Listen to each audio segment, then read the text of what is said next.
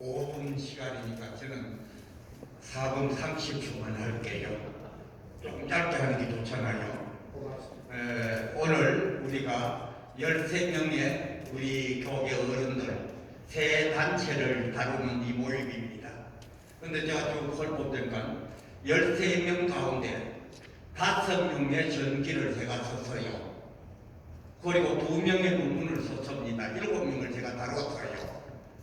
이런 여기에서 여러 이제 목사님들께서 보완하여 이렇게 귀한 발표를 해주시기에 감사하고, 이제 인물에 대해서 관심 없는 우리 총회에서 흔히들 우리가 교단 그러는데 교단은 일본 용어입니다. 우리 총회에서 인물을 참고할 수 있는 그런 기회가 있음을 감사합니다. 박창봉 목사님 그 아는 사람이 별로 없습니다. 몇 가지로 요약을 하겠습니다. 박창봉 목사님은 첫째는 신앙수호가라고 할 수 있습니다. 북한에서 이제 황해도 안학 출신인데 북한에서 이제 후평양 신학교, 최필드 신학교를 공부했고, 그 후에 이제 교회 다짐하면서 공산당 일제하 공산당 박해를 당하다가 그리고 월남합니다. 광주 동정법교회 그리고 광주 중앙교회를 다ним하고 서울에 올라와서 영광교회와 해성교회를 다니마다 세상을 봅니다.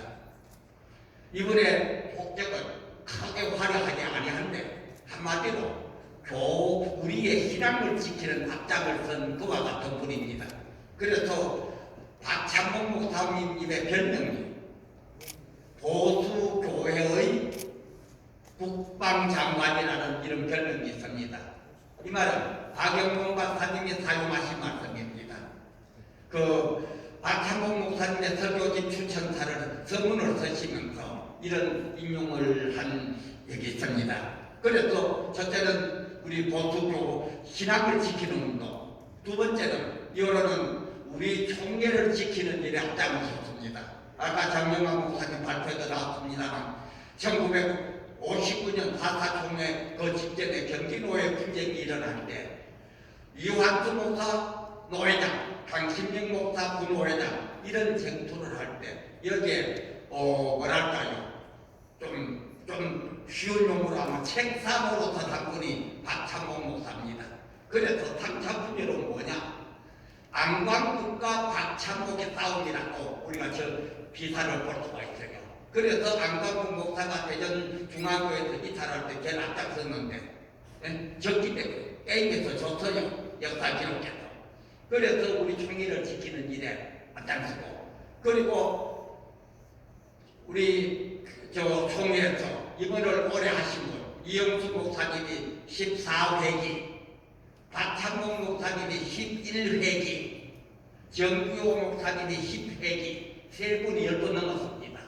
이런 기록을 남깁니다. 세 번째, 이분은 목회자의 길로 가며 예배당 건축하고 봉사하는 일에 앞장섰습니다.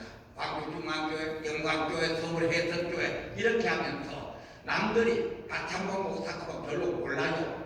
제가 박창봉 목사를 탄생 100주년 행사 해성교회가 주최를 할 때 제가 기조 강연을 하면서 박창봉 목사의 자료를 연구하고 오늘 선별했습니다. 우리가 이런 면에서 우리가 관심을 가져주시고 이렇게 박창봉 목사를 조명할 수 있게 감사합니다. 자료들은 이 책에 있는 걸 살피시기를 바랍니다. 감사합니다.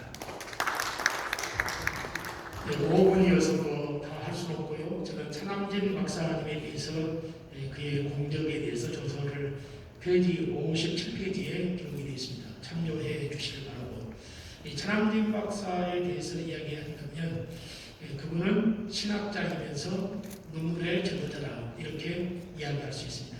이 말은 신학과 실천 신학을 함께 겸비하신 분이다라는 것입니다.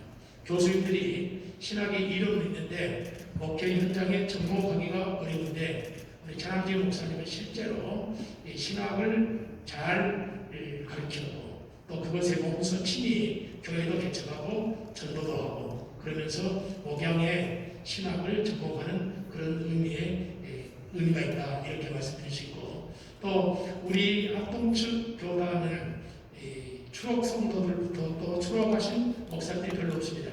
다른 말로 하면 고신과 합병해서 신사참배에 반대하시는 분이 목사님 몇 분 계셔도 처음부터 우리 교단에 속한 목사님 가운데 신사참배를 반대해서 목사님 계신 가운데 한 분이 바로 찬원진 박사님이다, 이렇게 말씀을 드릴 수 있습니다.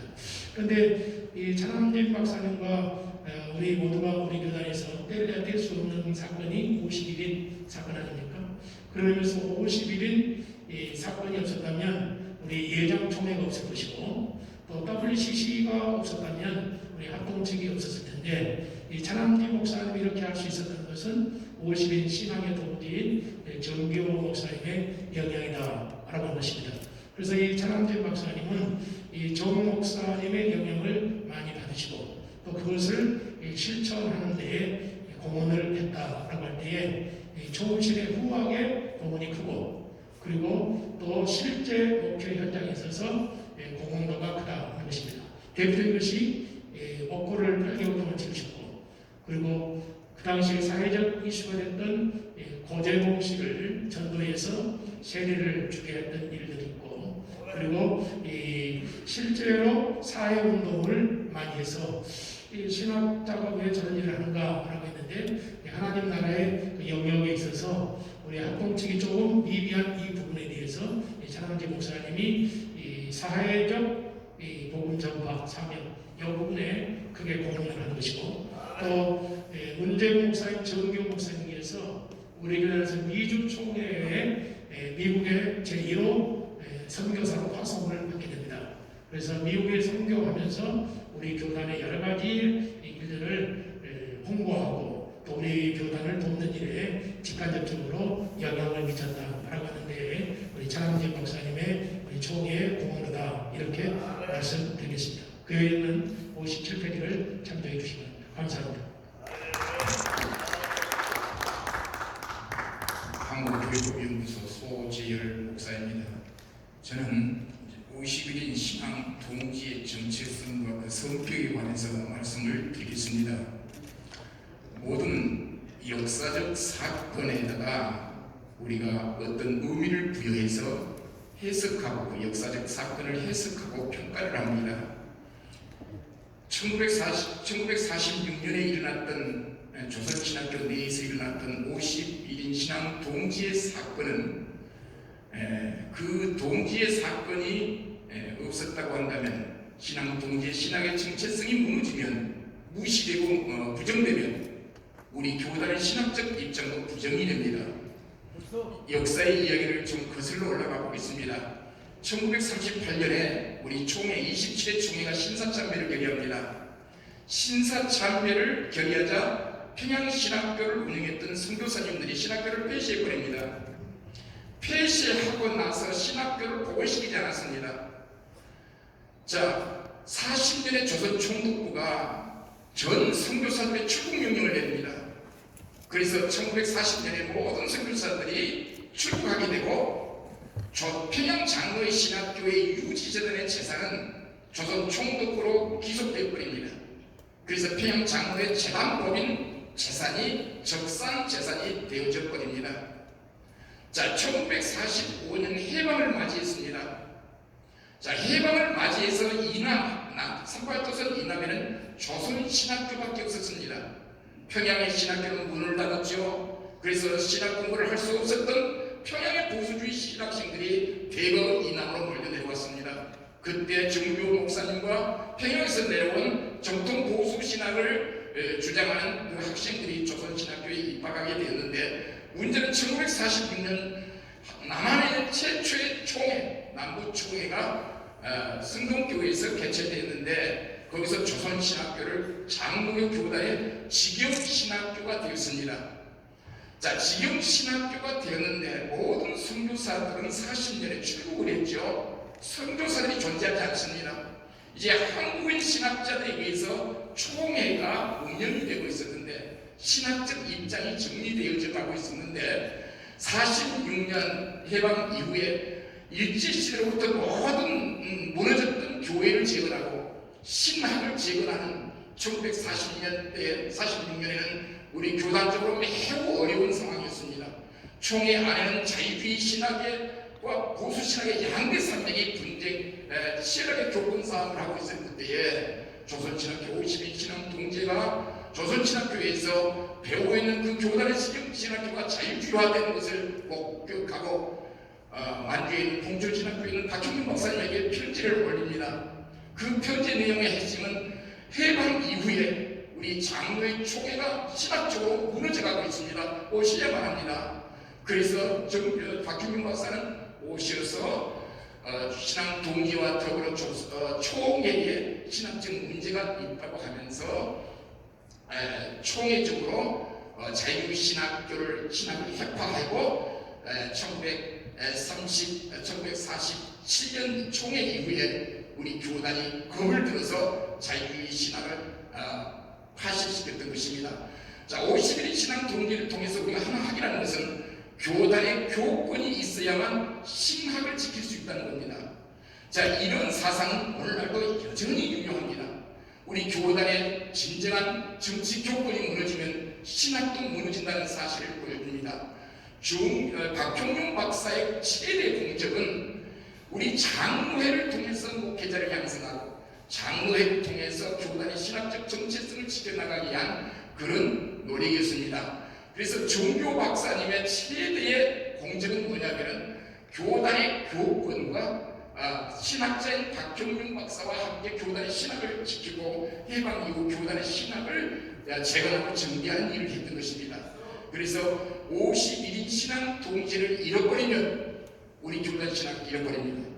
자, 20년 전에 2005년에 국외읍식과 합병한 이후에 오체에서 살아계신 신앙 동지 형들이 모였습니다. 그때 그 어르신들이 눈물을 흘리면서 헐벗고 굶주린 가운데 주님께서 말씀하신 복음을 전했고 교회를 설립했습니다. 자, 교단의 신학을 지켜봤습니다. 이제 후손들에게 물려줍니다. 하나님 도와주세요. 눈물로 기도한 그 현장을 저는 목격했습니다.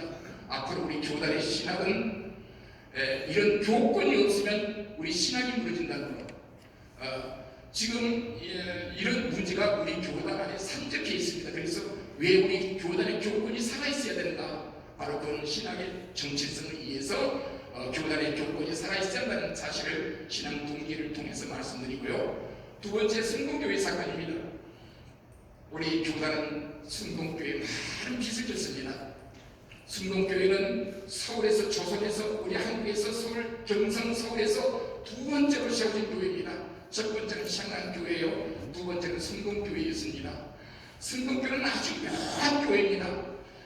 미국의 북장로교 성교회와 남장로 성교회가 성공교회에서 통합이 됩니다. 남장로교는 호남의 선교지를 두고 있었는데 유일하게 레이논주 선교사가 성공교회에 목회를 하게 됩니다. 자, 레이논주 선교사는 평양 장로의 신학교 조직신학을 가르쳤습니다. 자, 레이논주 다음에 곽알림 박사가 성공교회 단임이 됩니다. 그래서 곽알림 박사는 설교하고 교회법입니다. 교리와 교회법은 칼빈의 종교개혁 이후에 전 세계적인 장로교회로 확산되면서 우리 한국에도 교리와 교회법이 성공교회에서 완성되면서 성공교회에 목회하고 계셨을 때 곽알림 박사는 신학진학을 통해서 장로의 정치 해설을 여러 편의 12편 논문을 발표했던 것을 볼 수 있는데 성공교회는 초기 선교사로부터 현재까지 장로의 정통 보류에서 벗어나 본 적이 없습니다. 1946년 우리 일제시대 때 46년 전에 43년 일제시대가 총회를 폐쇄하고 경기교구가 성공교회에서 모였고 남부총회가 성공교회에서 모였습니다. 그러니까 당시에는 서울의 대표 장로교 대표교회는 성공교회였지 쌍남교회가 아니었습니다. 1959년 대전에서 분쟁이 일어났습니다. 노진현 목사님은 정회를 선언하고 11월 달에 서울 생남교회에서 속회하기로 되어 있습니다. 그런데 생남교회는 장소를 제공해 주지 않습니다. 노진현 목사는 걱정했습니다. 그래서 성공교회에 찾아갔습니다. 성공교회는 중립을 지키기로 결정을 했는데 노중현 목사님이 승동교회 당에 설득을 해서 승동교회에서 속회 총회를 열기 위해서 우리 교단이 소위 승동파교회가 되었습니다. 승동교회는 우리 교단의 정체성을 지켜나가는데 함께 동행해 주고 동참해 주셨고, 그래서 승동교회는 우리 교단의 자존심이요, 승동교회를 통해서 우리 교단의 그 정체성이, 교단의 정치 원리와 교리적 문제가 집약되면서 우리 교단이 59년 이후에 계속해서 운영됐다는 게 얼마나 감사한지 모릅니다. 자, 15년 전에 신앙 동지의 조동진 목사님이, 조동진 목사님과 김만 박사님이 함께 모인 자리에서 제가 논문을 쓰면서 이런 부탁을 했습니다. 59년 분열 역사에 대한 정확한 논문 하나 발표해 주십시오. 그래서 조동진 목사님, 박경문 박사님 곁에서 계속해서 59년 그 정말했던 분열의 원인들을 논문으로 집필하셨습니다. 그래서 김영환 박사님이 또 논문도 하나 쓰셨습니다. 그래서 여러 학자들의 논문을 편집해가지고 우리 총회 출판부에다가 보냈습니다. 출판 좀 해달라. 근데 여러분, 그 책을 출판해주지 않습니다. 상업성이 없다고 출판해주지 않습니다. 그래서 김영환 박사님이 그 원고 찾아와라. 그래서 그걸 빛을 보지 못하고 김영환 박사님이 세상에 떴습니다. 조동진 박사님의 59년 분열의 역사는 한 번도 지금 발표되지 않는 그런 내용들로 구성되어 있습니다. 자, 역사를 느낀 점은 교단은 교권이 있어야 되고 힘이 있어야 교리도 좋은 이런 신학적인 이야기로 전승될 수 있다는 그런 깨달음을 이 발표를 통해서 감히 제가 한 말씀 드렸습니다. 감사합니다.